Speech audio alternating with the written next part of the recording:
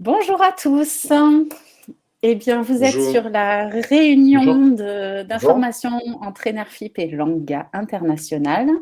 On va vous parler de ce drôle de projet que vous avez vu sur la plateforme et qui est très intéressant. Vous avez probablement plein de questions sur le sujet. Donc, ce que je vous propose, c'est de nous les poser dans l'onglet questions à droite de votre écran. Alors, comme vous pouvez le voir, vous nous voyez, vous nous entendez. Et nous, on ne vous voit pas et on ne vous entend pas. Donc, le moyen que vous avez d'échanger avec nous, c'est l'onglet questions. On vous invite à poser ce qui vous passe par la tête, des sujets que vous souhaitez que nous abordions. On y répondra soit au fil de la présentation, soit à la fin, dans un temps de questions-réponses assez long, je pense. On va être nombreux, donc il risque d'y avoir pas mal de questions. Pour nous faciliter les choses, vous pouvez voter sur chaque question. Ça évite de poser 3 fois la même question. Si vous lisez une question qui vous intéresse, vous cliquez sur la petite flèche vers le haut et ça permet de voter et de la faire remonter. Guillaume, que vous voyez en bas de l'écran, va lire vos questions et pourra comme ça sélectionner, s'assurer qu'on répond vraiment aux questions les plus importantes et celles qui vous intéressent le plus. Donc, n'hésitez pas, vous pouvez dès à présent le faire, l'onglet questions à droite de votre écran. Voilà. Alors, il existe un truc qu'on appelle le quart d'heure montpelliérain. Tout le monde n'est pas là tout le temps, tout de suite, à l'heure. Donc, on va patienter pas longtemps, hein, 1 minute ou 2, le temps que les gens arrivent. N'hésitez pas en attendant à regarder la page du projet si vous ne l'avez pas déjà consulté et à aller sur l'onglet questions pour nous poser les questions qui vous intéressent. Voilà. Merci. Patientez un tout petit peu encore, s'il vous plaît.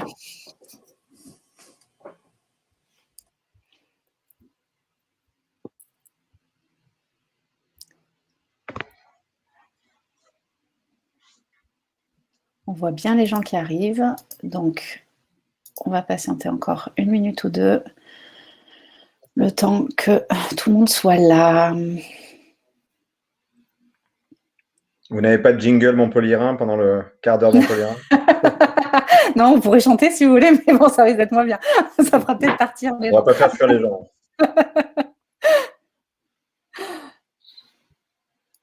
Non, c'est vrai, on pourrait mettre une petite musique, un truc d'ambiance. Une petite musique d'ascenseur. Ouais. Un truc apaisant, tranquille.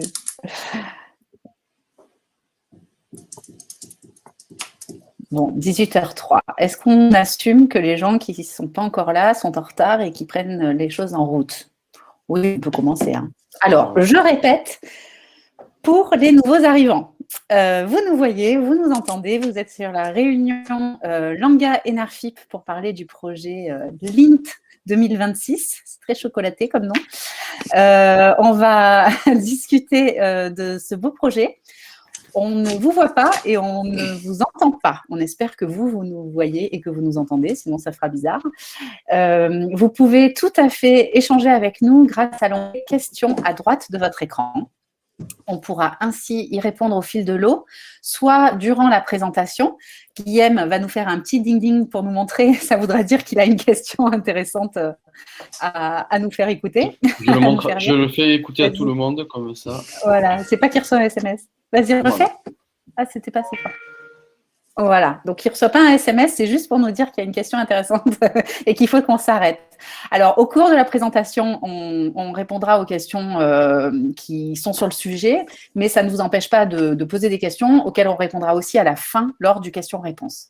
Alors, parce qu'on va être très nombreux et parce qu'il va y avoir probablement beaucoup de questions, je vous invite à lire les questions qui arrivent et à voter pour les faire remonter.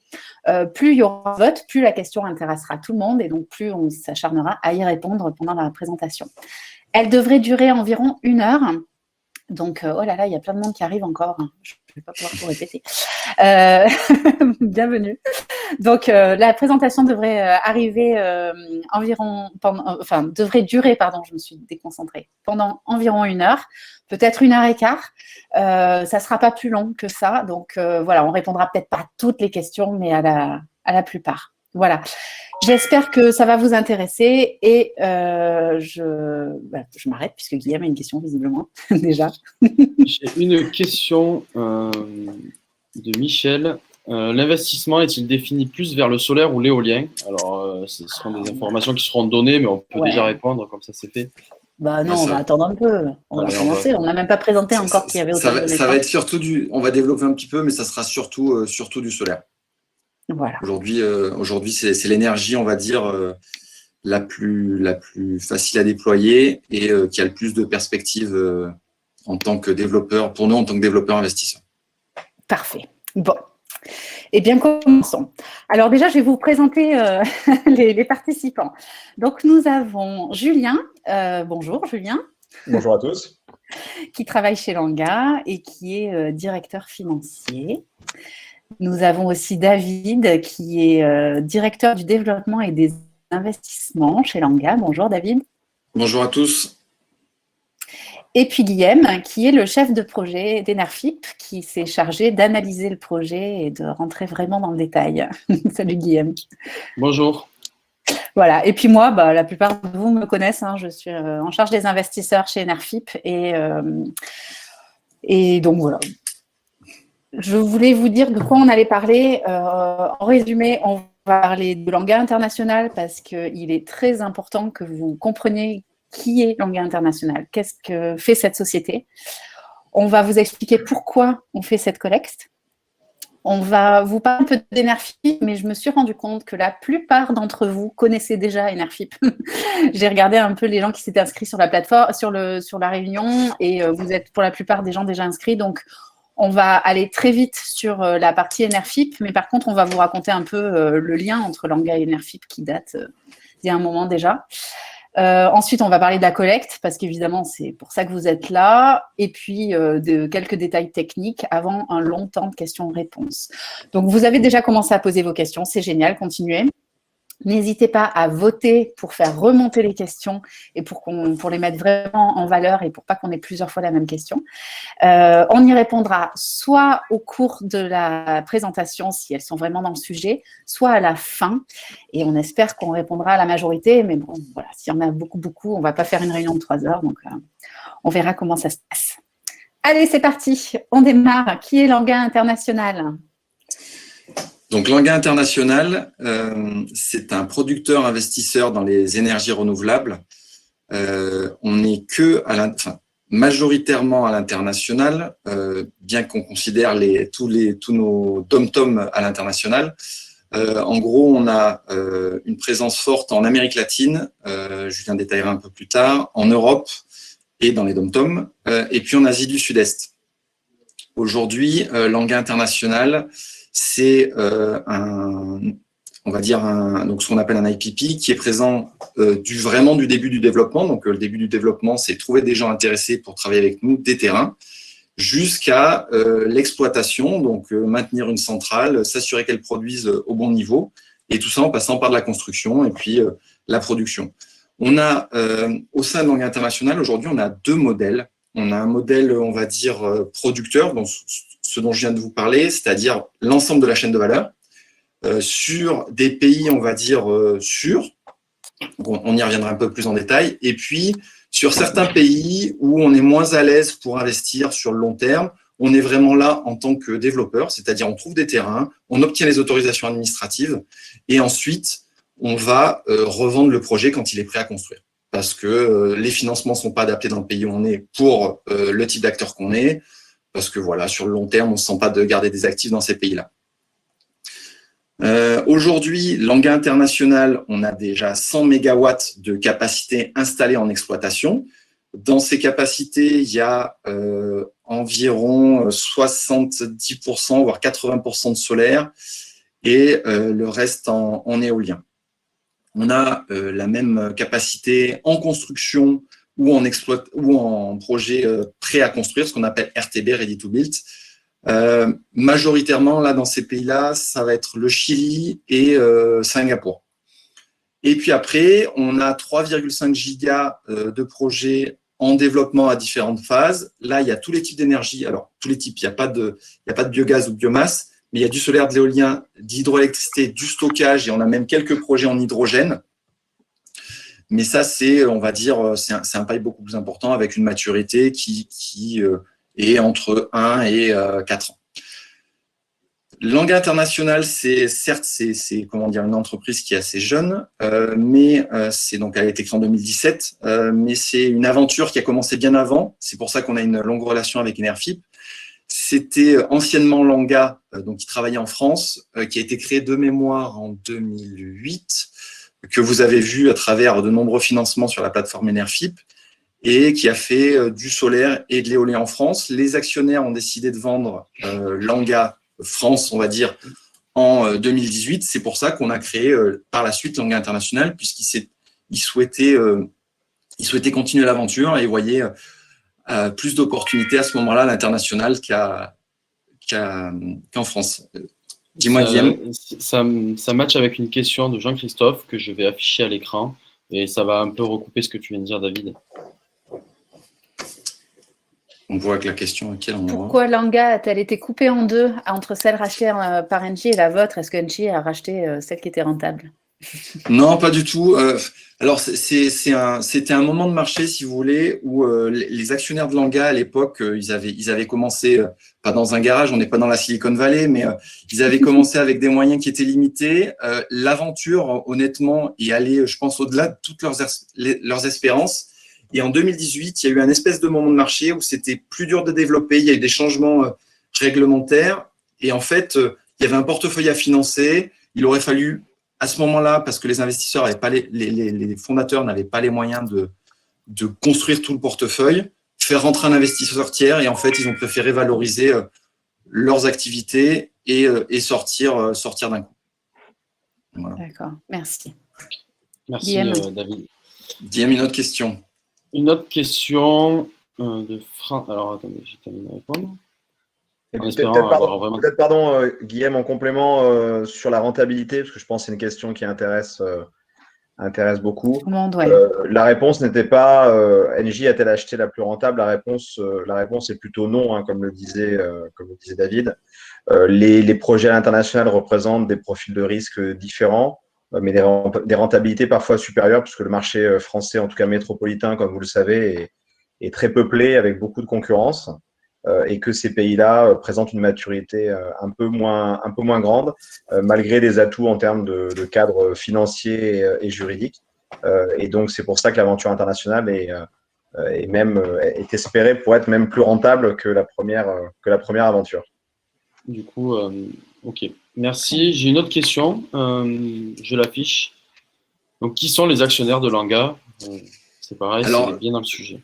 Oui, Langa aujourd'hui, c'est 75% Langa International. C'est 75% à peu près les actionnaires historiques de Langa, donc ceux qui ont vendu à Engie, qui sont repartis dans l'aventure.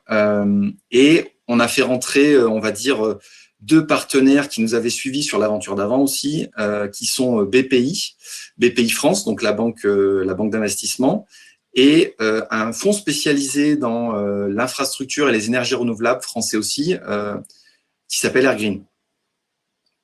D'accord.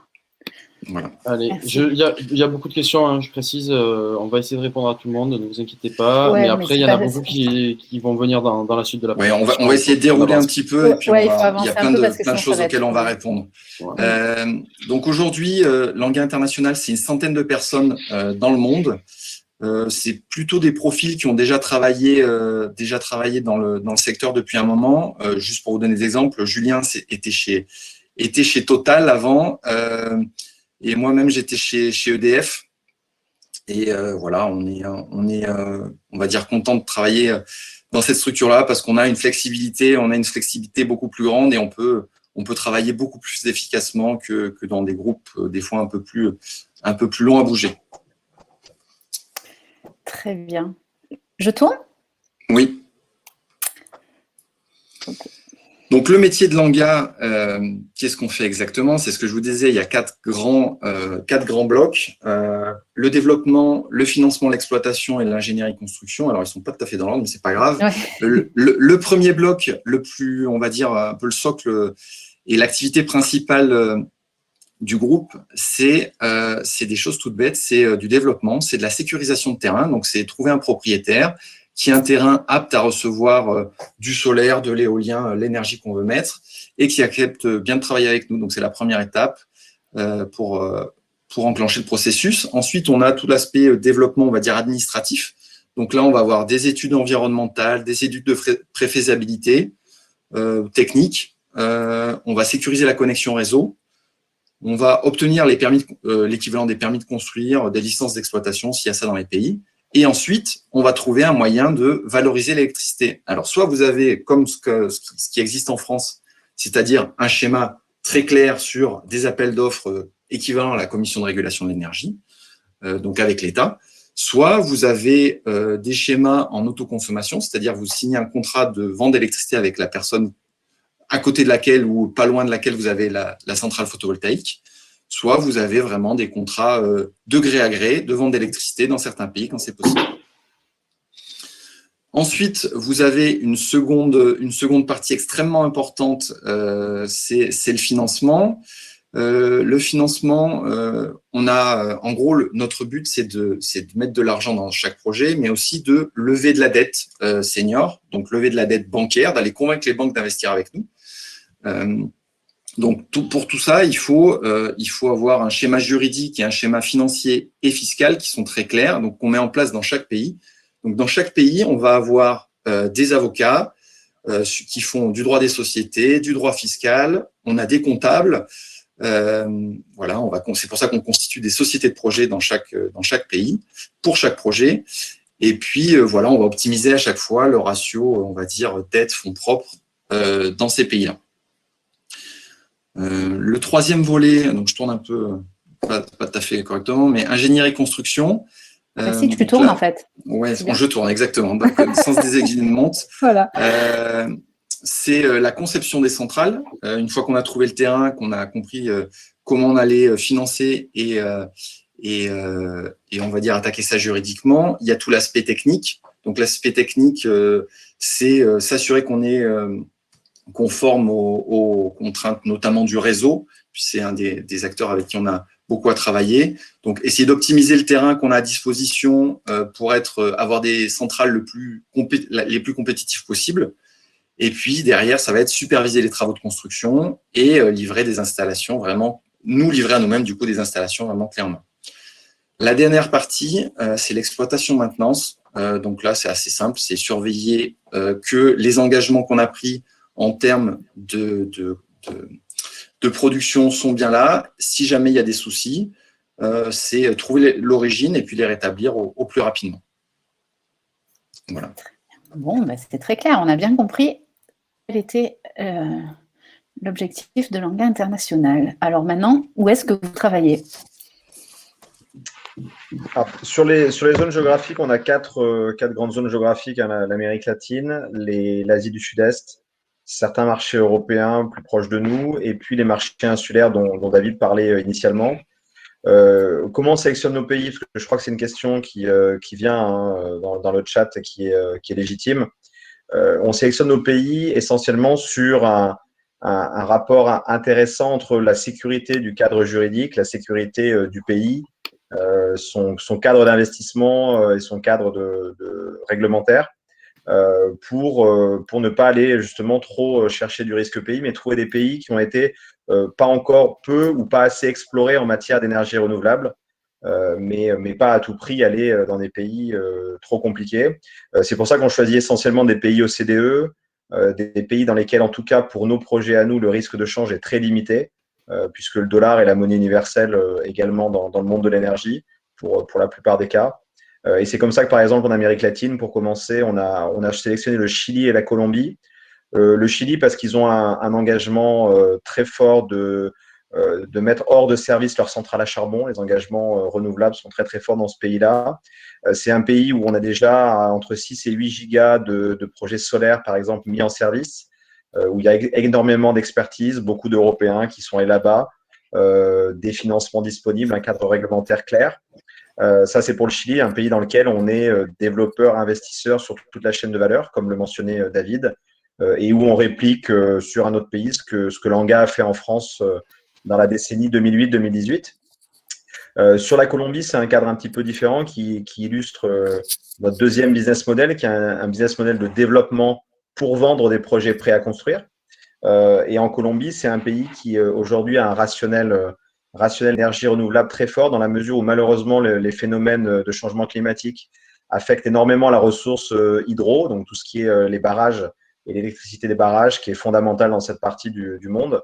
Et la Colombie présente un très bon cadre d'investissement, un besoin très fort d'énergie solaire, mais le marché électrique est organisé de telle façon qu'on n'a pas aujourd'hui la certitude de vouloir investir à long terme sur ce pays-là. Par contre, il y a une vraie opportunité de développer, d'apporter de l'expertise de financement, de l'expertise de sécurisation de terrain, de l'expertise de sécurisation de connexion électrique. Donc voilà, 2 aventures différentes en Amérique latine qui… Oui, pardon, Guillaume. Je démarre la question de Philippe. Pas de projet en Afrique. Bonne question. On peut être opportuniste sur l'Afrique. On a des opportunités qui se présentent. On n'a pas d'approche systématique de l'Afrique pour plein de raisons. Alors, on connaît dans l'équipe, en tout cas, de management, on connaît bien les différents cas africains, notamment Afrique de l'Ouest. C'est des projets qui mettent beaucoup de temps à maturer, mais c'est des pays dans lesquels, depuis quelques années, il y a un vrai cadre réglementaire et des documentations de contrats d'achat d'électricité qui existent. Donc, pourquoi pas l'Afrique? Mais aujourd'hui, ce n'est pas une approche systématique. Pour une question de risque en partie, même s'il y a des moyens de mitiger ce risque, mais aussi pour des questions de temps de développement et de certitude à sortir les projets. Voilà. Merci. Donc, sur l'Amérique latine, c'était les deux business models qu'on a illustrés. L'Asie du Sud-Est, on est sur un modèle également où on construit des projets. On est sur des plus petits objets. En termes d'exposition, c'est vrai qu'on essaie d'avoir nos expositions plutôt sur l'Europe, sur des zones insulaires avec plus de certitude des tarifs ou sur des zones avec des cadres d'investissement clairs. L'Asie du Sud-Est, c'est plus petit, mais sur une niche de marché qu'on aime bien et dans laquelle Langa a commencé dans les années 2010, qui sont les toitures solaires. Donc, de la même façon qu'en France, vous avez des toitures solaires, c'est-à-dire qu'on vient installer des panneaux solaires sur un toit pour vendre soit à l'occupant du bâtiment, soit pour exporter au réseau de l'équivalent d'EDF. Donc, c'est ce business model qu'on a identifié en Asie du Sud-Est, puisque les projets de plus grande taille sont difficiles à développer parce qu'il y a peu de lisibilité des gouvernements. On se plaint toujours de ce qui se passe en France avec des PPE qui traînent ou avec des plans de développement gouvernementaux qui traînent, mais c'est bien pire dans beaucoup de pays, notamment en Asie du Sud-Est, alors que le créneau toiture pour les industriels, celui-là marche très bien dans des pays à très forte croissance et c'est ce qu'on exploite en Asie du Sud-Est. Sur la partie Europe, on est évidemment très présent en Europe. On préfère investir toujours plus proche de nous que plus loin. Hein. C'est un réflexe assez humain. Et on se concentre sur l'Espagne, l'Italie, la Corse, dont on parlera peut-être un peu plus longuement, et la Hongrie. C'est des pays dans lesquels, effectivement, on a plutôt des aventures de développeurs-investisseurs, puisqu'il y a des cadres réglementaires, que ce soit en Espagne, en Italie, en Hongrie, qui ressemblent beaucoup à la France, avec des tarifs garantis sur 15 ans ou en tout cas des primes garanties sur 15 ans, donc qui permettent d'assurer des cash flows longs, des financements qui existent dans tous ces pays, des banques commerciales qu'on connaît qui sont souvent les mêmes qu'en France. Et c'est l'aventure en Europe qu'on essaie de vivre sur des pays où on est assez proche en plus. Donc, on a des partenaires qu'on retrouve de ce qu'on a fait avec Langa en France précédemment, que ce soit les partenaires développeurs, financiers, constructeurs, etc. Donc, c'est plus facile à travailler. Ça se passe plutôt bien dans ces pays-là. Et la Corse, dont on parlera, amène une transition aussi vers la dernière zone, qui sont les zones insulaires. Aujourd'hui, on a une expertise qui a été développée sur notamment des systèmes de stockage. Donc, on couple le stockage par batterie avec des projets solaires, par exemple. Et ça, c'est très pertinent dans les marchés insulaires, qui sont des marchés qui passent un peu sous les radars des très gros opérateurs. Des Engie ou des Total ne vont pas aller voir ces îles-là. Nous, c'est des tailles qui nous plaisent. L'électricité y est en général, malheureusement, pour les habitants plus chère qu'en dans des réseaux interconnectés comme l'Europe ou les États-Unis ou des pays de grande taille. Et on a plutôt trouvé des partenaires intéressants pour travailler ces zones-là. Donc, ça peut être l'océan Indien avec l'île de la Réunion et Mayotte, qui sont les zones françaises avec la certitude du tarif, mais également l'île Maurice qui présente la même structure avec le EDF local qui présente ce bon ratio entre certitude juridique et opportunité. Donc, c'est ce qu'on fait en Corse, c'est ce qu'on fait dans l'océan Indien, île française ou pas. C'est ce qu'on fait en Nouvelle-Calédonie, à Tahiti, où on développe des projets solaires et d'hydroélectricité. Parce que cette valeur du tarif et de la valeur du contrat, on va la chercher comme on l'a cherché en France il y a quelques années. Et c'est ça la stratégie dans ces zones insulaires. Voilà. Merci. Guillaume. Question de Jean-Christophe. Suite à la vente de vos activités françaises à Engie, avez-vous une interdiction contractuelle d'opérer en France pendant un certain temps? Oui, alors c'est une très bonne question. Ça a été le cas, effectivement, ce n'est plus le cas. Donc, comme vous le savez, dans toute transaction de ce type-là, il y a une clause de non-concurrence qui empêche pendant un certain nombre de temps de ne pas retravailler sur la zone. Et cette interdiction est maintenant échue. Nos projets Corse faisaient partie de l'accord et donc sont à part de ce sujet-là. Mais voilà la réponse. Merci. Merci. On passe à la salle d'après. Oui. Juste, il y a une question qui remonte beaucoup. C'est une question qui remonte souvent en plus. C'est une question de Michel sur. Alors, je peux démarrer la réponse en direct, c'est ça? Oui, c'est ça. C'est ça, ouais. Michel, pardon. Quels sont les fabricants de panneaux? Donc, pour être très honnête, c'est partout dans le monde pareil. C'est 90 voire 95% asiatique. Aujourd'hui, c'est donc je sais pas, Julien, tu l'as peut-être en tête, au Chili, c'est les dernières centrales qu'on construit. On construit avec. Donc, c'est des fabricants effectivement de premier niveau qui s'appellent des gens comme Trina, Longhi, Canadian Solar, qui sont effectivement tous des fabricants avec des usines en Asie. Alors, c'est un débat, je pense que c'est un très long débat. Je ne sais pas si c'est l'objet ici de débattre de la stratégie industrielle de l'Europe, mais voilà, c'est un état de fait aujourd'hui. Et les fabricants de panneaux sont majoritairement asiatiques, puisque pour des raisons notamment fiscales, les fabricants chinois fabriquent maintenant de plus en plus en Malaisie ou dans d'autres pays autour. Voilà. D'accord. Ok, merci. Eh bien, je propose qu'on continue. Parce que, en fait, voilà, ce qui est intéressant, c'est de savoir pourquoi vous souhaitez cette collecte. Parce que finalement, c'est une collecte basée sur l'engagement international et pas sur un projet, comme on l'a compris. Je vais démarrer du coup avec une question voilà, de Jean-Michel. Alors, comme j'ai déjà répondu, j'ai signifié qu'on allait y venir et c'est le moment. J'arrive pas à la faire passer à l'écran, désolé. Bah dis-nous à l'oral. Donc je vous l'ai dit à l'oral. Pourquoi passer par Enerfip plutôt que par un emprunt bancaire classique ou un tour de table d'investisseurs? Ouais, c'est une bonne question. Je pense qu'il y a plein de raisons. Il y a des raisons financières et des raisons extra-financières.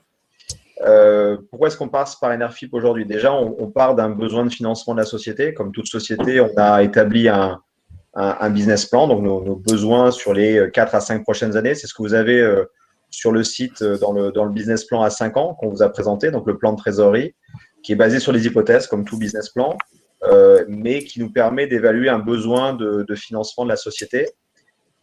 Et après, on a différentes options. On a exploré toutes les options. C'est notre rôle dans l'intérêt social de la société d'explorer les options de levée de fonds, comme vous le mentionnez dans la question, hein, qui sont des produits plutôt de fonds propres, dont des augmentations de capital, des choses comme ça.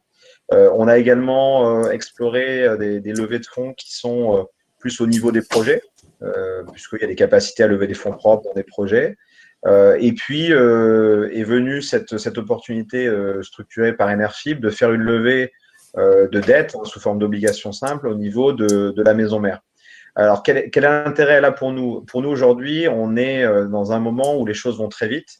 Dans la mesure où on est dans un défi, on est coincé entre deux défis. Le premier, c'est que tout le monde veut de l'électricité verte, de l'énergie verte. Je pense que la crise du Covid a encore accéléré les choses et on se rend compte que la transition énergétique est inéluctable. Et d'un autre côté, développer un projet de territoire, un projet local, on sait tous que ça prend du temps. Donc, passer du temps à lever des fonds projet par projet ou entité par entité, c'est quelque chose qu'on fait si ça a vraiment un intérêt financier, si les taux d'intérêt sont très bas.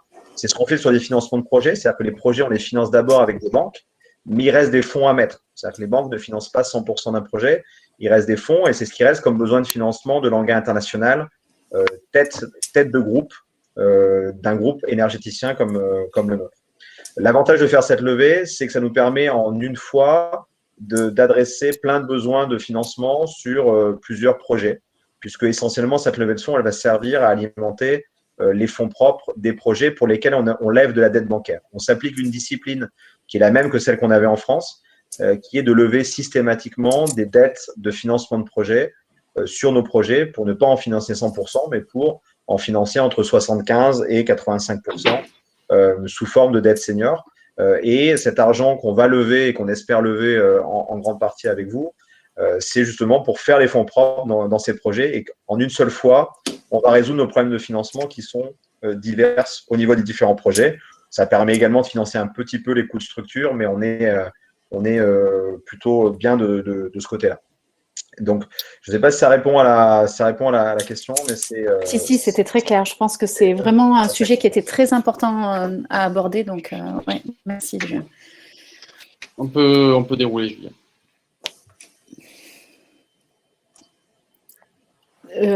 Et juste pour compléter, pardon, sur l'aspect, les outils d'equity sont également plus dilutifs, comme tout investisseur, je pense, peut le comprendre. Et un outil de dette nous paraît plus adapté dans ce cas-là. Voilà. D'accord, merci. Est-ce que vous voulez continuer sur cette slide? Vous avez déjà dit beaucoup de choses là. Oui, alors je pense qu'on l'a couverte en partie. L'objectif, on vient d'en parler, sur à quoi vont servir ces fonds. Sur les besoins en fonds, vous pouvez les voir détaillés dans le business plan et le plan de trésorerie à 5 ans qu'on a fait. Donc, si vous avez des questions, on peut les prendre en direct si vous avez le document devant les yeux. Du coup, Julien, le document, c'est pas encore diffusé. On le dit. Pardon. Ouais, je suis désolé. Ouais. Mais voilà. Il sera disponible bientôt. Voilà. D'ici l'ouverture, il sera disponible, bien entendu. Et puis, peut-être pour illustrer ce que disait David au début, on a essayé de mettre sous forme de liste les pays dans lesquels on souhaite investir et les pays dans lesquels on développe pour vendre des projets. Et c'est vrai qu'aujourd'hui, on souhaite, quand vous regardez la liste de gauche, on investit dans des projets qui sont plutôt proches de nous ou sur des géographies dans lesquelles le cadre réglementaire, notamment les contrats d'achat long terme, sont assurés. Et puis, les quelques pays dont on parlait à droite, la Colombie, alors l'Espagne pour des grands projets, puisqu'en Espagne, on souhaite aussi investir en Catalogne notamment. Mais la Colombie, l'Espagne pour des très grands projets, l'Afrique dont on a parlé, sont aujourd'hui des cas de figure dans lesquels on envisage plus de prendre cette opportunité de développement parce qu'elle est importante pour que les projets sortent dans ces pays. Mais on considère qu'on n'est pas les plus à même de prendre le risque sur le long terme de construire. Et c'est pour ça, et c'est une discipline aussi qu'on s'applique, c'est d'avoir notre politique de risque et à un moment de décider si, oui ou non, on veut investir à long terme et lever des fonds, l'argent qu'on nous confie, parce que les fonds qu'on lève, c'est l'argent qu'on nous confie, pour investir dans des pays dans lesquels nous, on croit. Après, il peut y avoir des mouvements entre ces colonnes. On peut à un moment considérer que des pays, que l'Espagne sur des grands projets, par exemple, on va vouloir investir. Mais c'est une question permanente de politique de risque et de politique d'investissement. Ok. Moi, j'aimerais que tu abordes le sujet de la Corse. D'abord, je voudrais que tu expliques pourquoi est-ce qu'on met l'accent sur cette île, et ensuite que tu nous dises un peu ce qu'il y a. La Corse qui est importante, alors pour nous d'un point de vue société, d'un point de vue développement, et pour vous parce que c'est la sûreté qu'on vous offre en face de l'obligation qu'on émet ou qu'on souhaite émettre. La Corse, c'est une très longue histoire. Alors, c'est une histoire qui a commencé il y a quasiment 10 ans en Corse avec Langa, qui a développé des projets avec des partenaires locaux, qui a développé un certain nombre de projets. Je me souviens plus si certains sont passés sur la plateforme, mais en tout cas des projets dans le cadre de Langa, qui font que on avait commencé une aventure il y a longtemps sur cette île. On avait réussi à faire des beaux projets. C'est un système insulaire qui a un très grand rationnel. Aujourd'hui, l'électricité en Corse, il n'y a pas de chiffre officiel du prix de production, mais c'est au moins 2 à 3 fois supérieur à ce qu'on a en métropole pour le système. Donc, on a autour de 150 € du mégawattheure le prix de revient en Corse et on est plutôt autour de 40 en France. Ah oui, à peu près. Ça fait une vraie différence. Ouais. Donc, il y a une vraie logique de territoire où peu de choses sont encore exploitées, même s'il y a des acteurs qui sont présents. Mais c'est une histoire qui est longue, dans laquelle on a déjà fait des projets, dans laquelle on veut continuer à faire des projets, et qui était une géographie un peu particulière dans la vente à Engie de la première aventure Langa, où on a des partenaires locaux en qui on croit beaucoup et un pipeline de projets qu'on relance et qui est en train de mûrir très très vite dans le cadre d'une planification pluriannuelle de l'énergie, donc ce qu'on appelle PPE dans la présentation, qui est en fait la façon dont les pouvoirs publics l'État et la collectivité locale se projettent sur combien de projets, quelle puissance il faut pour résoudre l'équation énergétique de la Corse et enfin débrancher ces centrales au fioul ou ces centrales polluantes sur des îles. Donc, ce qui est valable pour la Corse, pour beaucoup de systèmes insulaires. Et voilà, c'est une géographie qui est importante pour nous parce que le partenaire a souhaité continuer avec nous dans le cadre de l'Anguin International, qu'aujourd'hui on a sécurisé de très beaux projets. On a plus d'une quarantaine de mégas de projets qui sont en cours d'études d'impact donc de solaire au sol, des projets de taille tout à fait raisonnable et bien intégrés dans le territoire, ce qui est quelque chose d'important évidemment puisque tous nos projets, ça c'est valable qu'on soit à l'autre bout du monde ou en France, tous nos projets doivent être des projets de territoire. Et puis des projets qu'on a déjà permittés avec des permis de construire obtenus pour 21 mégas de projets, à la fois de l'éolien et du solaire. Donc voilà, c'est une géographie importante pour nous. Elle est plus proche et elle est peut-être encore plus palpable pour vous. Et ça, c'est important. Mais surtout, voilà, une création de valeur qu'on espère très forte sur cette géographie. Oui, et puis c'est une réglementation avec laquelle plus à l'aise puisqu'on la connaît, c'est la même. Enfin, c'est la réglementation française. d'IZNI et de la Creux de la même façon que dans d'autres îles françaises. Tout à fait. J'ai une question de Denis sur la Corse. Ouais. Alors, en fait, la Corse, elle est sous-équipée en photovoltaïque. Il y a plusieurs raisons à ça. Il y a des raisons vraiment de développement pur, c'est-à-dire des difficultés de développement. En Corse, vous avez administrativement, vous avez beaucoup de communes qui sont ce qu'on appelle au RNU, Règlement national d'urbanisme, qui jusqu'à présent n'étaient pas autorisées. Toutes ces communes-là, donc qui devaient représenter 70%, je pense, qui doivent représenter 70% des communes en Corse, n'étaient pas éligibles à la Creux pour obtenir un tarif de rachat. Donc, ça enlevait 70% du territoire. En Corse, vous avez, comme dans beaucoup d'îles, des problèmes d'indivision. Donc, c'est-à-dire que vous avez beaucoup de gens qui se retrouvent copropriétaires de la même parcelle, c'est des familles. Donc, c'est difficile ces gens-là sont difficiles à convaincre puisque tout le monde dans une famille, on a tous des intérêts différents.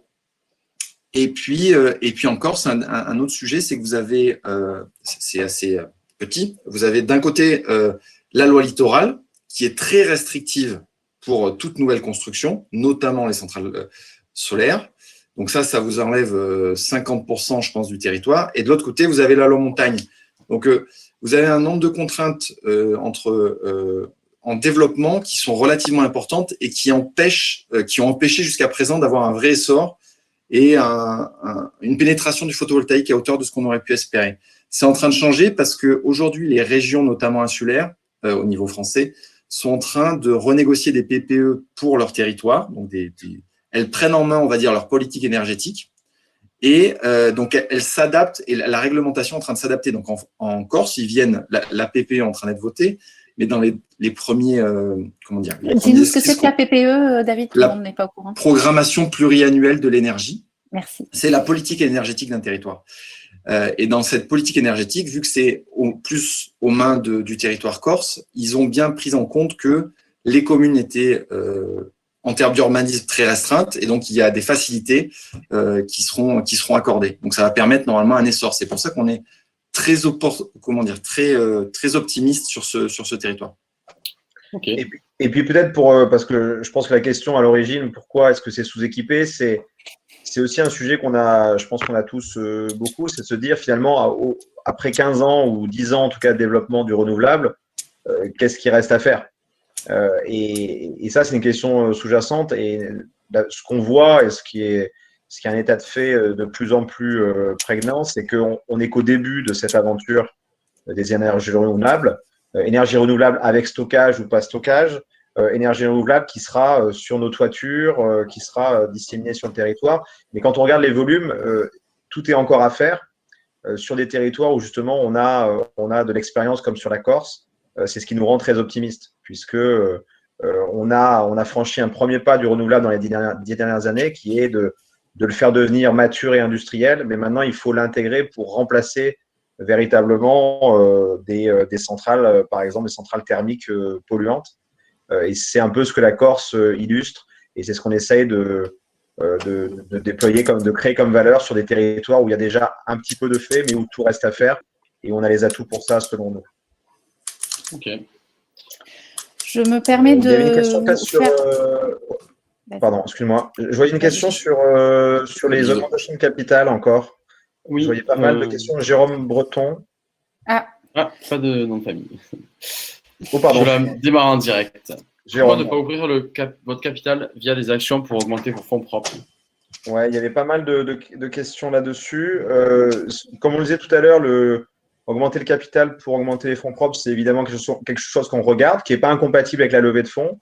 On va sans doute faire une petite augmentation de capital également dans l'année, mais l'augmentation de capital est beaucoup plus dilutive. Et c'est vrai qu'aujourd'hui, on préfère aller chercher des produits du type obligataire. D'autant plus quand ça peut aller vite avec un partenaire comme Enerfip qu'on a depuis pas mal de temps maintenant, et que ça permet aussi pour nous d'avoir une communauté d'investisseurs. Et je pense que ça, c'est important, que ce soit les investisseurs institutionnels ou des investisseurs particuliers, ou en tout cas participants à des plateformes comme Enerfip. C'est aussi quelque chose d'important dans le chemin de l'entreprise. Et voilà, pour toutes ces raisons-là, ce n'est pas exclusif. Donc, on va faire une petite augmentation de capital, mais ce n'est pas exclusif de ce qu'on fait ici. Ok. Merci. Je prends la main un petit peu. Oui. J'aimerais qu'on avance un peu parce que sinon on essaiera de répondre. On essaiera de répondre aux questions. Il y en a beaucoup un peu sur tous les sujets. Et si on ne peut pas, vous nous appellerez demain, mais là, il faut qu'on avance un petit peu, sinon vous allez partir. Je rappelle que vous pouvez voter pour les questions, histoire de les faire remonter pour vous assurer que les plus importantes soient prises en compte. Alors, quelques mots sur Enerfip. La plupart d'entre vous nous connaissent. Donc, je vous propose simplement un petit point sur où est-ce qu'on en est aujourd'hui, 6 mai. Donc, Enerfip, vous savez, pour ceux qui ne nous connaissent pas, nous sommes une plateforme de financement participatif dédiée aux énergies renouvelables.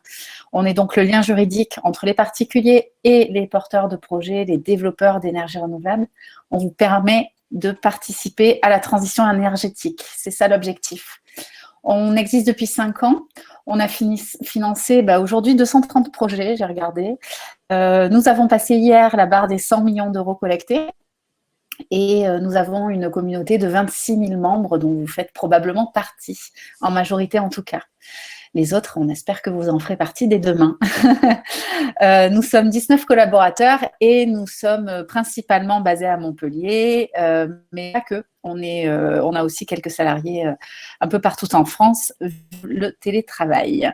J'ai mis un petit macaron avec une Marianne sur la droite parce que je voulais vous parler une seconde de l'autorité des marchés financiers qui nous a octroyé un agrément en 2015 et qui nous a donc autorisé à devenir conseiller en investissement participatif. C'est le gendarme de la bourse, c'est eux qui vérifient qu'on vous donne les bonnes informations et que vous êtes informé correctement. Donc voilà, c'est important. Ce numéro de l'AMF, il est fondamental, c'est lui qui nous donne l'autorisation de travailler. Voilà. Je laisse Guillaume vous parler un tout petit peu de Langa et d'Enerfip parce que c'est une histoire qui date, c'est quasiment… 2016, qui est vraiment la naissance d'Enerfip, puisque nous avons été créés en 2014. Non, c'est 2015. C'était 2015, non, mais les premiers projets. Donc, nous avons été créés en 2014, comme certains d'entre vous le savent, et nous avons obtenu l'agrément en 2015 et lancé notre première collecte en 2015. Donc, un an après, nous sommes déjà rentrés en contact avec Langa pour, au début, plutôt des projets éoliens d'acceptabilité. Et puis, donc, qui sont au nombre de 4. On n'a pas tout mis ici. Et puis, il y a eu aussi une grosse partie qui a été faite. Ah, on me dit que vous ne m'entendez pas bien. Si, on t'entend très bien. Pardon. Je vais essayer de garder mon micro près de la bouche. David, c'est bon aussi ? Moi, c'est bon, oui. Ouais. Donc, je disais, on a fait aussi beaucoup de travail avec Langa sur la partie solaire et on a contractualisé beaucoup de projets, notamment dans le cadre des appels d'offres de la Creux et du bonus avec la mise en place d'un financement participatif. Ces projets-là ont été réalisés finalement sous pavillon Engie, mais une bonne partie des projets Engie que vous avez pu voir sur la plateforme étaient initialement des projets Langa qui ont été cédés en même temps en même temps que la partie française de Languin. Voilà. Pour la partie internationale, donc il y a 2 projets corses déjà qui ont été financés l'année dernière. Alors, la Corse, c'est pas l'international, hein, mais c'est Pardon, simplement oui. dans Languin international. Pour Languin, oui. On le sait que la Corse, c'est la France. Voilà, on est complètement au courant que la Corse, c'est la France. On ne veut offenser personne, évidemment. Donc, pour la partie Languin international, donc, le nom de la société, nous avons fait 2 projets sur le sol français, en Corse, qui étaient Halles des Sports et Aéroport de Bastia, qui étaient également des projets dans le cadre des appels d'offres de la Creux. Merci. On vous parle un petit peu de la collecte. On parle d'obligations simples. Qu'est-ce qui se passe? Voilà. Ah, oui, vas-y. Une question de Benjamin. Sur 230 projets, pour combien de projets vos investisseurs ont-ils perdu en capital?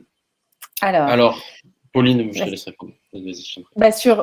Écoute, sur un projet, c'était en 2017. Il y a toute une histoire derrière qui est passionnante, qui n'est pas terminée, puisqu'évidemment, il y a le temps juridique est un temps long. Et c'est avec plaisir que je vous en parlerai. Là, c'est un peu long, mais je peux vous en parler par téléphone demain ou par écrit. Il y a donc eu une collecte qui n'est pas allée au bout. Pour des raisons compliquées, là, en un mot, je sais pas quoi vous dire. C'était de la location de toiture à des particuliers. Une société qui avait pignon sur rue, mais bon, il y a eu... Voilà. C'était plutôt pour vous expliquer. Donc, effectivement, on a eu un porteur de projet avec qui ça n'a pas fait. Les procédures sont toujours en cours. Et aujourd'hui, il n'y en a qu'un seul depuis nos 6 ans d'activité. Voilà, et effectivement, comme le dit Pauline, si vous avez des questions plus précises sur ça, n'hésitez pas à contacter. Alors on est très transparent, de toute manière, tout est noté sur le site, donc n'hésitez pas à nous appeler pour qu'on vous donne des infos là-dessus, c'est important. Donc là, en termes de collecte, on parle d'obligations simples. Ça veut dire quoi? Ça veut dire que vous allez faire un prêt à Languin international sur une durée fixe et à un taux fixe. Ça veut dire que vous savez exactement à quel moment vous allez récupérer vos intérêts et à quel moment vous allez récupérer votre capital. Il n'y a pas de surprise, il n'y a pas de variation ou de variabilité en fonction, par exemple, de la production d'électricité ou du nombre de projets qui seraient construits. C'est extrêmement précis. C'est exactement comme quand vous achetez une maison. La banque sait exactement à quel moment vous allez la rembourser. Peu importe votre évolution de salaire ou vos vacances, vous allez payer au même moment les intérêts du capital. Voilà.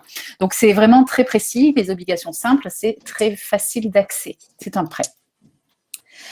On parle là d'un projet, d'une collecte, celle qui ouvre mardi, de 2 millions d'euros. Alors, pour information, ce n'est pas la seule, il y en aura d'autres. Donc, si vous n'avez pas de place sur celle-ci, ceux qui connaissent savent que les collectes ouvertes à tous partent vite, pas de panique. Il y aura une 2e tranche, une 3e tranche et elles arriveront très rapidement. Donc, celle de mardi ouvre à 2 millions d'euros avec un minimum d'investissement à 10 euros puisque c'est toujours notre ADN que chacun puisse devenir acteur de la transition énergétique. Et il n'y a pas d'investissement maximum. Alors, si pendant la première demi-heure, l'investissement maximum sera de 200 000 euros, histoire de laisser la place à tous les premiers arrivés, que chacun puisse investir. Et puis après, il n'y aura plus de maximum d'investissement. Donc, oui. Guillaume, tu voulais dire quelque chose? Oui, du coup, j'en profite parce que ça fait l'objet de quelques questions sur le fil. Donc, effectivement, comme on vous l'a dit, on essaie d'être transparent tant que faire se peut. Et effectivement, le financement global de cette opération est de 26 millions d'euros. Donc, comme l'a dit Pauline, il y aura plusieurs autres collectes de 2 millions. Elles seront au nombre de 4. L'autre partie sera assurée par des investisseurs institutionnels qui sont pour la plupart des fonds régionaux. Voilà. Et donc, ces obligations simples, d'ailleurs, les fonds, les autres, les investisseurs institutionnels, ce sera aussi sous forme d'obligations simples. Hein, on ne parle pas d'action du tout. Hein. Elles seront aux mêmes conditions. Hein. Voilà, aux mêmes conditions. Une obligation simple, c'est cessible. Donc, pendant la durée du prêt, vous pouvez tout à fait vendre vos obligations. La difficulté, c'est de trouver un acheteur au moment où vous avez envie de vendre au prix décider. Donc, c'est cessible, mais il y a un risque d'illiquidité dans le sens où vous pouvez ne pas trouver d'acheteur au bon moment et du coup, vous vous retrouvez coincé. Donc, il vaut mieux vous dire que l'argent est bloqué pendant 5 ans. Votre capital, vous le récupérez au bout de 5 ans. Et le rendement, il est de 5,25% par an brut. Donc, tous les ans, vous allez toucher vos intérêts. Et ces intérêts, vous allez pouvoir les récupérer pour le mettre sur votre compte bancaire si vous avez envie de vous faire un resto parce que ça a ouvert d'ici là. Pardon. Soit vous les investissez dans un nouveau projet. C'est comme vous voulez. Mais vous allez pouvoir les toucher tous les ans. Le capital, lui, il est bloqué jusqu'à la fin. Donc, 5 ans, 5,25% par an brut. Il n'y a pas de frais, jamais. Donc, tout ce que vous allez investir, vous allez le mettre sur Langa International. À aucun moment, vous n'allez payer de frais, que vous récupériez vos fonds sur votre compte bancaire, que vous le réinvestissiez, etc. Il n'y a jamais de frais. C'est Langa International qui nous rémunère. Donc, ça, c'est vraiment important. Ensuite, je vais laisser Guillaume vous parler des risques et puis moi, je vous parlerai de fiscalité. C'est les deux, c'est vraiment la salle qui est intéressante. Moins donc, fun. Vas-y, je te laisse. Ça tombe bien puisqu'on a eu des questions sur ça, donc on va y répondre tout de suite. Donc, je vais donner le nom des risques et puis David et Julien répondront à comment ils perçoivent les modalités de contrôle de ces risques-là. Donc, en premier, nous avons identifié les risques opérationnels. D'ailleurs, je vous prie de m'excuser pour la faute d'orthographe. Donc, les risques opérationnels, ce sont les risques qui découlent des projets et de leur donc, conception à tous les étages que David a présentés. Néanmoins, Langa, de par son expérience, nous prouve que ce sont des choses qu'il maîtrise. Et je vais laisser David compléter un peu sur cette partie-là. Au niveau des risques opérationnels, c'est vrai que il y a une première partie de la réponse, c'est de se dire qu'on est aujourd'hui sur 18 pays, si je ne dis pas de bêtises, avec des maturités très diverses, avec des risques divers, et en fait, et avec des modalités de fonctionnement aussi qui sont indépendantes. Donc, le risque opérationnel, il est dilué. C'est-à-dire qu'aujourd'hui, la majorité des pays quand même sont engagés vers une transition énergétique à marche forcée. Mais en tout cas, ça n'exclut pas qu'il y ait un pays un jour qui dise on arrête. Il peut y avoir un moratoire comme il y a eu en France il y a quelques années, ça c'est toujours possible. Mais en tout cas, sur l'ensemble des pays, ça paraît hautement improbable que toutes ces conditions arrivent en même temps sur chaque pays. Ensuite, dans une autre catégorie de risques, donc nous avons les risques financiers qui sont principalement représentés par le risque de non-obtention des financements au niveau des projets. Là encore, je vais laisser Julien compléter mes propos. Oui, là-dessus, effectivement, risque financier, il y a l'obtention des financements, il y a également le risque d'être payé, le risque de contrepartie. C'est vrai, quand en France, vous avez un paiement EDF, vous avez le risque sur EDF. Après, on pense ce qu'on veut du risque que EDF arrive à vous payer pendant 20 ans, mais en tout cas, c'est une composante importante. Pour revenir sur l'obtention des financements, on a choisi, comme on vous le disait tout à l'heure, et je pense que ça reboucle le risque pays, risque change, mais on a choisi des pays qui étaient plutôt accueillants d'un point de vue réglementation, cadre d'investissement pour un investisseur étranger, etc., etc. Et du coup, c'est des pays dans lesquels très largement les banques commerciales font des financements de projets très similaires à ce qu'on voit en France. Après, ce n'est pas les mêmes leviers, peut-être pas les mêmes taux, mais en tout cas, la logique du financement de projets sur une société projet solaire ou éolien est la même qu'en France. Et donc, le risque d'obtention de ces financements, il est pour nous assez faible, même s'il existe. Il peut y avoir des sujets de délai, ça peut être un peu plus cher, un peu plus long, mais en tout cas, c'est ce qui fait qu'on considère que ce risque est mitigé dans les pays dans lesquels on est présent. Sur le risque de contrepartie, c'est-à-dire celui qui va payer l'électricité, de la même façon, on a choisi des pays dans lesquels il n'y avait pas de faillite, de risque de paiement avéré. On a sélectionné ça. Ça fait partie du premier stade de sélection d'un pays, d'un cadre réglementaire, avant même de parler de projet, avant même de parler de partenaires locaux, puisqu'on n'a peut-être pas touché ce sujet-là, mais notre ADN, c'est de trouver des partenaires locaux, des entrepreneurs qui nous permettent de décoder les contextes locaux.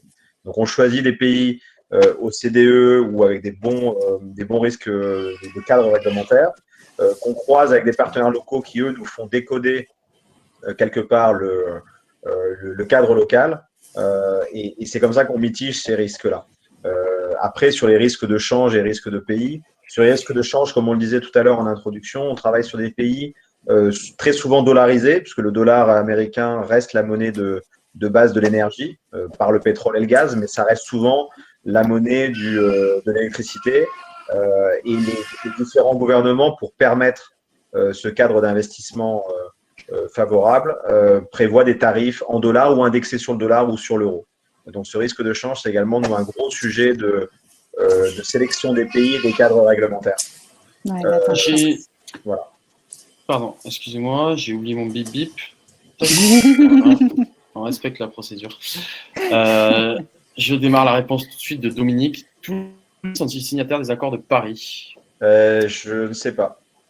Je dirais oui, il y en a que 3 non, qui n'ont pas signé les accords de Paris. Oui, je pense que tu as raison. En tout cas, ce n'est pas un critère pour vous de… Non, mais disons qu'on n'est pas présent dans des pays qui sont soumis à controverse sur ces sujets-là. C'est vrai qu'on n'est pas on n'est pas aux US, on n'est pas en Chine, on n'est pas en Russie, on n'est pas dans un certain nombre de pays qui, disons, ont remis en cause certaines bases de ces accords. Voilà. Et très franchement, c'est un très bon signal, les accords de Paris. Je pense qu'on est tous d'accord, mais au quotidien, c'est par les projets, par la volonté des territoires, des politiques, des entreprises que se font les projets. Tant mieux si les pays sont les accords de Paris, et je crois qu'ils le sont tous. Mais ça n'empêche pas la marche inéluctable de la transition énergétique. Après, la meilleure réponse à ça, pour moi, faut se dire qu'aujourd'hui, l'histoire, elle va dans un sens quand même pour le solaire qui est assez inéluctable. C'est qu'aujourd'hui, si vous voulez produire de l'électricité la moins chère possible, c'est le solaire dans 95% des cas. C'est-à-dire que tous les records, aujourd'hui, on bat chaque année des records de prix du kilowattheure minimum. Aujourd'hui, produire du solaire, ça coûte entre 10 et 50 € en fonction de la géographie, des contraintes. Quand on parle de nucléaire, ça va être 120. Quand on parle d'éolien, on va plutôt être autour de 50-60. Donc le solaire, c'est une vraie bonne énergie pas chère. Voilà. Ok, merci. Merci. On va parler un peu fiscalité. Il y a eu quelques questions dessus. Ouais. Je n'ai pas répondu, j'en suis désolé parce que Pauline va vous faire le tour. Je vais répondre. Juste les risques d'Enerfip, j'en parle. J'ai vu Benoît qui avait posé la question. En fait, Enerfip est simplement un canal. Donc, même si Enerfip n'existe plus dans 3 ans, ça ne remet absolument pas vos obligations à langue internationale en cause. Nous, on est juste le lien juridique. Donc, ça ne change rien. Donc, le risque Enerfip, il est il est infime. Ensuite, nous, on n'est pas une banque. On a donc un prestataire bancaire. Et donc, vos fonds transitent par une banque qui s'appelle Lemonway. Et c'est vers eux que vous allez placer vos fonds et ces fonds vont aller ensuite vers l'Anga International. Donc, le temps passé chez Lemonway, finalement, est très court et donc, le risque est très limité. Et pour compléter ce que dit Pauline, de par notre agrément, nous avons l'obligation de tenir une politique de gestion extinctive, ce qui veut dire qu'une entreprise prend le relais en cas de défaillance d'Enerfip. Oui, absolument. Il y a tout qu'il faut. Voilà. Maintenant, on va parler fiscalité, c'est toujours fun. J'adore la fiscalité. Bon, alors du coup, les intérêts que vous allez toucher tous les ans sont imposables à votre capital, évidemment, puisque c'est à vous. En revanche, les intérêts, oui, et ils sont imposables au prélèvement forfaitaire unique, c'est-à-dire la flat tax. Cette flat tax, elle est de 30%. Dans ces 30%, il y a 17,2% de prélèvements sociaux. Tout le monde les paye. Quoi qu'il arrive, vous ne pouvez pas y couper. Et il y a 12,8% de prélèvements libératoires de l'impôt sur le revenu. Ça veut dire quoi? Ça veut dire que si vous êtes imposé à moins que 12,8%, eh bien, vous allez payer moins. Donc, par exemple, si vous n'êtes pas imposable, votre taux global de fiscalité, ça sera 17,2%. Et si vous êtes imposé à 30%, vous ne paierez que 12,8. Ça s'arrête à 12. Oh, je suis contente, pour une fois, ce n'est pas mon enfant qu'on entend. Pardon, c'est ma petite joie personnelle. Et du coup, voilà, donc 12,8, c'est vraiment le maximum au niveau impôt sur le revenu. Ça veut dire 30% d'impôt. Alors oui, c'est beaucoup, c'est trop, hein, c'est toujours trop. Maintenant, ça reste un taux intéressant quand on regarde le livret A, c'est toujours moins. Mais c'est la fiscalité, vous ne pouvez pas y couper. Dans la plupart des cas, vous serez imposé à la source, ce qui veut dire que votre déclaration d'impôt sera pré-remplie. Ce sera très simple. Si, dans certains cas, vous pouvez demander à être exempté de ce prélèvement à la source. Mais dans ces cas-là, c'est très restrictif et c'est uniquement dans certains cas. Voilà. Les résidents étrangers sont soumis aux accords qu'il y a interpays entre la France et ces résidences. Et donc, il faut voir. Ça dépend des pays et c'est assez variable. Généralement, vous n'êtes pas imposé en France et vous n'êtes imposé que dans votre pays. Mais voilà, ça dépend. Voilà. Très bien.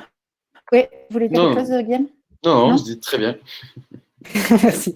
Alors du coup, je vous dis 2 mots, mais vraiment courts, parce qu'après, on va passer un peu plus de temps sur les questions-réponses et on en est déjà 1 heure, hein, donc je me dépêche. Le processus d'inscription. Donc, pour les personnes qui ne sont pas encore inscrites sur la plateforme, il vous faut aller sur enerfip.fr et vous créer un compte. Pour créer un compte, il nous faut une adresse mail, un numéro de téléphone, un mot de passe, un code postal. Voilà, donc c'est très simple. Ensuite, il va vous falloir prendre quelques minutes pour répondre à un questionnaire. Ce questionnaire, il n'est pas très fun, il n'est pas très long, il dure 4-5 minutes max. Mais par contre, il est un peu ennuyeux, il est sur votre profil d'investisseur, vos connaissances en finance, votre épargne, etc. Pourquoi ces questions ? Parce que comme je vous l'ai dit, on est conseiller en investissement participatif. Ça, c'est notre agrément de l'autorité des marchés financiers. Et en tant que conseiller, on doit vous conseiller. Et donc, on doit vous connaître. Selon les réponses que vous apporterez à votre questionnaire, vous pourrez ou pas investir dans ce projet-là. Donc, il est très important que vous soyez au plus près de la vérité et que vous alliez vraiment dans le détail des choses, que vous cliquiez le plus de choses possible, que vous nous disiez le plus de choses possible, parce que c'est en fonction de ça que vous pourrez investir ou pas. Si vous êtes bloqué, il faudra peut-être modifier certaines réponses, mais si vous avez répondu la vérité, c'est que vous ne pouvez pas investir sur ce projet-là. Donc, c'est important de se concentrer au moment où on répond à ce questionnaire. Ensuite, on va vous demander 2 pièces d'identité. Ça, c'est pour la lutte anti-blanchiment d'argent et financement du terrorisme. Dire que si vous êtes sur cette liste, vous ne pouvez pas investir. Donc, vous pouvez quitter la réunion, mais on vous verra, attention. Et ensuite, on va vous demander de justifier votre résidence, parce que ce n'est pas le cas pour ce projet-là, mais pour plein de projets, il y a des restrictions géographiques. Et donc, c'est important qu'on sache où vous vivez. Voilà. Une fois que c'est fait, on va valider votre livret. Dans le même temps, vous pourrez souscrire. Alors évidemment, ça, si vous le faites avant, c'est plus simple. Hein. Vous pouvez le faire aujourd'hui ou demain ou après-demain pour que mardi, tout soit prêt. Une fois que tout sera prêt, mais même si ce n'est pas le cas, mardi à partir de 12h30, vous pourrez investir sur la collecte. Alors, qu'est-ce qu'il faudra faire ? Il faudra à nouveau vous rendre sur enerfip.fr, vous connecter à votre livret, aller sur le projet, cliquer « Prêter » et ensuite définir le montant que vous souhaitez investir, consulter la documentation juridique si elle vous intéresse et signer votre bulletin de souscription. Quand c'est signé, vous avez réservé votre place, vous pouvez souffler un grand coup, tout va bien, ça y est, c'est fait. Vous pourrez ensuite payer en faisant soit une carte bleue, soit un virement, mais ça ne sera possible que si votre livret est validé. Donc, vous pouvez vous inscrire et en attendant de la validation de votre livret, vous pouvez investir, mais par contre, le transfert d'argent se fera au moment où le livret sera validé. De toute manière, entre le moment où vous signez le bulletin de souscription et le moment où on doit avoir les fonds, il se passe 10 jours maximum. Donc, vous avez le temps de faire le virement. D'accord ? Par contre, c'est 10 jours. Je pense que c'est sur des collectes comme ça qui partent vite. Si au bout de 10 jours, on n'a pas les fonds, on sera obligé d'annuler votre souscription. D'accord? Voilà, donc ça, c'est assez simple. Ça sera assez facile, vous verrez. Juste 2 mots, vous pouvez ouvrir un livret pour un mineur si vous êtes son tuteur légal. Donc, pour vos enfants, investir pour vos enfants, ça fonctionne. Vous avez un code parrain sur votre livret que vous pouvez fournir à vos amis, à vos voisins, à vos collègues pour qu'ils investissent aussi. Et au premier investissement, vous toucherez 20 € et eux, 2% de leur investissement. Ensuite, vous pouvez mettre des résidences secondaires si vous le souhaitez, parce que, comme je vous disais, la restriction géographique de certains projets vous permet d'avoir accès à plus de projets. Et puis, vous pouvez investir en tant que personne morale. Voilà. Pour tout ça, vous pouvez avoir plein de questions. Il y a un service client qui est dédié. Il y a 3 personnes, Valérie, Maëva et moi. Ouais, j'ai les cheveux qui ont raccourci entre-temps. Il faut que je refasse la photo. Vous pouvez vraiment nous appeler, nous envoyer des mails. À tout moment, on vous répond, on vous aide. Vous êtes devant, vous ne comprenez pas, vous n'êtes pas sûr. Si vous avez des questions sur le projet en lui-même, sur Langa International, si ce soir, on n'a pas le temps de répondre à toutes les questions, vous nous les posez à l'écrit ou à l'oral, et puis nous, on transférera à David et Julien pour aller un peu plus loin. Donc, surtout, n'hésitez pas, on est vraiment, vraiment là pour ça. Ok. Ok. On va passer aux questions-réponses. Eh bien, c'est parti, Guillaume, on t'écoute. La production d'hydrogène par électricité. Alors, pardon, je précise les questions. Là, voilà, il y en a eu sur tous les sujets, donc je vais essayer de les prendre voilà, les unes après les autres. Ouais, alors peut-être pas toutes, hein, parce qu'on voilà, essaie on ne pourra pas tout répondre à tout, parce que voilà, on doit libérer David et Julien à 19h15, 19h20 max. Donc voilà, je les prends telles qu'elles viennent et on essaie d'y répondre. Donc la production d'hydrogène par électrolyse de l'eau est... Ouais, la réponse est pourquoi pas. L'hydrogène, c'est un vecteur énergétique comme l'électricité, donc c'est un moyen aussi on s'en sert pour stocker l'énergie. Donc pourquoi pas. Aujourd'hui, c'est vrai que les centrales solaires, l'hybridation est plutôt faite via des batteries électrochimiques, des batteries comme celles d'une voiture électrique. Mais pourquoi pas par l'hydrogène? Il y a des sujets encore essentiellement de compétitivité de coût, puisque l'hydrogène est effectivement très à la mode. Et c'est pas aujourd'hui compétitif. Maintenant, il y a des appels à projets, il y a des initiatives un peu partout. Donc, on saura prendre le bon virage et on regarde ces sujets-là pour prendre le bon virage, comme on l'a fait il y a quelques années avec d'autres sujets, comme le stockage notamment. On a plusieurs dossiers sur lesquels on s'est positionné après dans des appels à projets. On attend les réponses, mais c'est encore pas du niveau et de l'efficacité de la Creux. C'est des process assez longs où il y a des sélections longues. Donc, voilà. On est dedans, on regarde ces sujets-là, mais c'est le tout début. On sent que c'est le solaire il y a 10-15 ans. Merci, David. Une deuxième.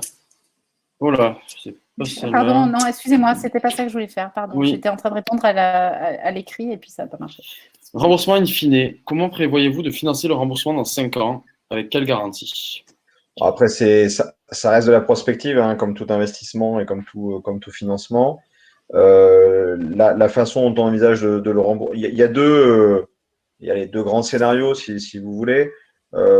Soit dans 5 ans, comme on le pense, on sera encore dans des phases où il y a plein de belles choses à faire dans le secteur et où l'entreprise aura évolué, le groupe aura évolué fortement, auquel cas on vous remboursera peut-être en refinançant, c'est-à-dire en relevant le même montant, puisque plein de gens seront ravis de nous reprêter de l'argent.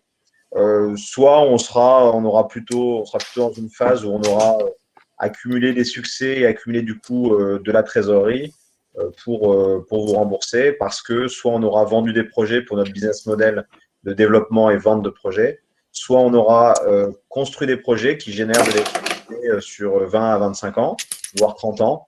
Et avec les dividendes de ces projets, on accumulera la trésorerie pour vous rembourser. Donc, c'est les deux grands scénarios. Et ce qu'il faut que vous ayez en tête, peut-être pour compléter ce que disait Julien, c'est que c'est des projets, les projets renouvelables qui sont extrêmement liquides, hormis s'il y avait un moratoire ou quelque chose vraiment bloquant dans un pays sur le long terme. Mais aujourd'hui, on peut acheter et vendre un projet à n'importe quel stade. C'est juste, j'ai trouvé le terrain, je suis prêt à construire, j'ai juste construit, j'ai exploité pendant 1 an, pendant 2 ans, pendant 3 ans. Tout ça, notamment sur les marchés sur lesquels on est, puisque c'est des marchés assez matures, on va dire. Tous ces stades de développement sont valorisables. Ok, merci David. Une question de Jean-Paul. C'est une très bonne question. Attendez, lisez-la à voix haute pour les gens qui ne voient pas très bien. Est-ce que vous avez la capacité de construire vous-même vos centrales ou vous avez recours à des entreprises sous-traitantes? Le métier de la construction, c'est un métier spécifique. Sur l'aventure de Langa en France, donc de 2008 à 2018, une filiale de construction avait été montée. Après, il faut voir ce qu'on appelle construction. Si monter une filiale de construction, c'est embaucher jusqu'au bureau des méthodes, les compagnons, toutes les fonctions support, c'est quelque chose qu'on ne fera pas. Par contre, à monter des filiales de construction parce qu'on peut faire bénéficier, on peut bénéficier de l'effet de volume sur l'achat des modules photovoltaïques, des onduleurs, des structures métalliques qui sont utilisées. Ça, c'est quelque chose qui a plus de sens et qu'on est en train de faire, par exemple, au Chili, où on a beaucoup de projets et où cet effet volume, on en bénéficie si on monte notre filiale de construction pour acheter nous-mêmes les équipements. Donc, on a cette capacité à monter les équipes. On l'a fait comme on l'a fait en France, on l'a fait au Chili. On ne s'interdit pas de le faire, peut-être en Corse, peut-être en Italie, quand ça a du sens. Sinon, dans tous les cas, on utilise des sous-traitants. La question, c'est de quel rang? Des sous-traitants de rang 1 ou 2, si on veut faire l'analogie avec l'automobile ou l'aéronautique. Donc, parfois, c'est du rang 1, c'est-à-dire qu'on prend quelqu'un qui nous fait un clé en main, qui construit un clé en main le projet. Et puis, parfois, on va monter notre filière, notre sous-traitant de niveau 1 à nous, et on va chercher les sous-traitants de rang 2 dans le pays. Voilà, c'est un peu comme ça qu'on s'organise. Merci, Julien. Allez, peut-être une dernière question de Michel. Je suis vraiment désolé, on n'aura pas pu répondre à tous. Comme l'a dit Pauline, vous avez toujours la possibilité d'appeler et le service client pourra vous y répondre. Je l'affiche ici. Veillez-vous à préserver les terres agricoles. Ouais. Alors, c'est vrai que c'est un des objectifs. Alors, il y a 2 choses. Il y a déjà de manière un peu… nous, dans notre idée, c'est pas d'aller sur ces terrains-là, d'autant plus que sur la majorité des pays sur lesquels on est, on a des contraintes, c'est-à-dire qu'il y a justement cette contrainte-là de ne pas faire de projet sur terre agricole. En France, c'est impossible, en France ou dans les dom-toms. En Italie, en Espagne, qui sont un peu plus, on va dire, lâches sur ces points-là, vous pouvez aller sur de la terre agricole, mais sur de la terre agricole très pauvre. Alors en général, dans les pays, vous avez des classements. Et aujourd'hui, par exemple, en Espagne, on a beaucoup de projets dans le sud sur terre agricole. C'est la Sierra Nevada, c'est le désert. Hein. Donc c'est de la terre agricole, mais aujourd'hui, il n'y a pas de culture. Demain, il n'y en aura pas. Donc, dans certains cas, oui, mais c'est dans ces cas-là. Et en plus, on justifie, on fait ce qu'on appelle une étude agricole spécifique pour montrer que soit la terre n'a pas de valeur, soit qu'il faut compenser la perte potentielle qu'on crée. Ok. Bah, écoute, moi, j'ai encore une question, si ça ne te dérange pas, Guillaume. J'ai Jean-Louis qui demande, il y a eu beaucoup de votes, donc je me permets. 8 millions sur 26 pour Enerfip, quid des autres investisseurs? Je pense que c'est quand même une question qui intéresse tout le monde. On y a répondu tout à l'heure, mais je peux le répéter. Parce qu'on a parlé des investisseurs institutionnels, mais… Donc, je vais répondre. Donc, effectivement, l'opération, elle est de 26 millions. Nous, comme je vous l'ai expliqué, notre souhait est d'être transparent. Donc, sur les 26 millions, comment ça va se répartir concrètement? 8 millions seront à disposition du financement participatif, hein, c'est-à-dire à disposition, et tous les investisseurs inscrits sur Enerfip pourront y participer. Le reste étant complété par des investisseurs institutionnels qui sont des fonds régionaux, donc des fonds territoriaux, qui travaillent avec nous. En France ou dans les pays étrangers? Non, ce sont des investisseurs institutionnels français. Et donc, l'opération globale, elle est structurée par Enerfip, avec la partie financement participatif et avec la partie investisseur institutionnel. Par rapport à la sûreté, c'est important de le dire aussi, Ouais. La sûreté, donc, qui est le nantissement des parts de la holding qui gère les activités en Corse et qui détient les filiales portant les projets en Corse, elle sera donc le capital, enfin le nantissement de ces parts sera Ça veut dire quoi le nantissement? Pardon, tout le monde ne connaît pas ce mot-là. Le nantissement, pour faire simple, c'est qu'en cas de défaut, c'est-à-dire si l'ANGA ne rembourse pas, donc les gens qui détiendront des obligations, enfin qui seront bénéficiaires du nantissement, auront la propriété de ces parts, de ces actions. Donc on devient propriétaire Voilà. des actifs en Corse si jamais il y a un défaut de l'ANGA, c'est ça? Voilà, très globalement, c'est ça. Okay. Je ne sais plus ce que je voulais dire du coup. Si, bah, tu parlais sur les 20 millions. Donc, voilà, donc ce sera donc en fait, il y aura plusieurs masses d'obligataires. La première tranche de 2 millions, ce sera une masse d'obligataires. La deuxième, ce sera une deuxième masse, etc. Et donc, le nantissement de la société, donc les 100% de ces parts-là, seront répartis au prorata du financement qui a été fait par une masse. Voilà. D'accord. Ok. Voilà. Bon, alors on va peut-être finir là-dessus, même si c'était un peu compliqué. En tout cas, on vous propose donc de participer au développement de l'ANGA international finalement, hein, et d'investir sous forme d'obligation. Ça se passe sur la plateforme, sur enerfip.fr. Ça commence mardi à 12h30. D'ici là, il faut vous inscrire si vous ne l'êtes pas déjà. Je vous propose de consulter les documents en ligne en tout début de semaine prochaine, Guillaume, il me semble. Avant mardi, de toute façon, on n'a pas le choix, c'est réglementaire. Ouais. Donc, avant mardi, c'est vrai qu'on a l'habitude de le faire un peu avant. Néanmoins, il y avait un peu plus de travail de structuration qu'habituellement. Et voilà. Mais en tout cas, vous aurez bien les documents à disposition pour pouvoir prendre votre décision d'investissement ou pas. Voilà, et d'ici là, le service client est à votre disposition pour répondre à vos dernières questions. J'espère que ça vous a intéressé, j'espère que c'est plus clair, que vous avez une vision d'ensemble plus vraiment simple et intéressée. Le format a l'air de toujours vous convenir, on a eu beaucoup de monde, on a eu pas mal de questions. Moi, je remercie David et Julien pour leur participation, vous avez été super clairs, merci beaucoup. Merci à vous. Merci David et Julien, et merci à tous ceux qui nous ont écoutés et qui ont posé des questions. Et merci Guillaume. À bientôt. Et je mets le replay en ligne.